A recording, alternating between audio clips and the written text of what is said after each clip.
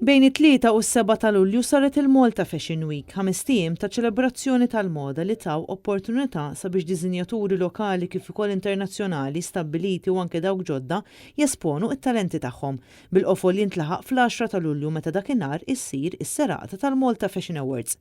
L-edizzjoni ta' din is-sena fakret il-25 anniversarju mill-bidu ta' dan l-avveniment, snin illi matulhom rajna żvilupp enormi fl-industrija tal-moda f'pajjiżna. Il-ġnien tal-biskuttin li jinsab viċin Pjazza Tritoni u l-inħawi tal-madwar inbidlu f'passarella enormi għal modelli fi sfond mill-isbaħ għal dan l-ispettaklu ta' moda.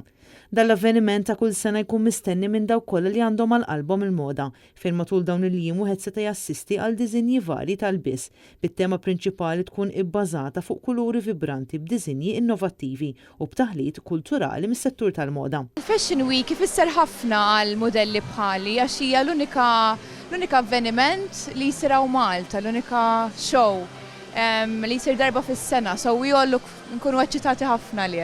Para l-livell, jina nisan nitkellem fuq backstage, hawnhekk naħdmu backstage, vera organizzati hawn Malta, konna ħafna faċilitajiet fejn naħdmu bħal dwal, bħal mwed, bħal spazju, għaliex ukoll fejn kont barra minn Malta fejn ġieli konna ristretti ħafna u naħseb jiena bħala backstage organizzazzjoni Malta tajba daqsta barra.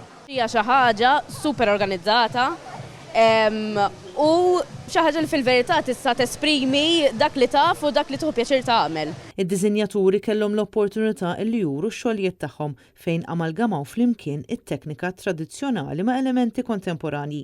Apparti dan kien hemm ukoll kollezzjoni vasta ta' ġojellerija fejn hawn ukoll inaqdu flimkien l-element tradizzjonali ma' dak modern.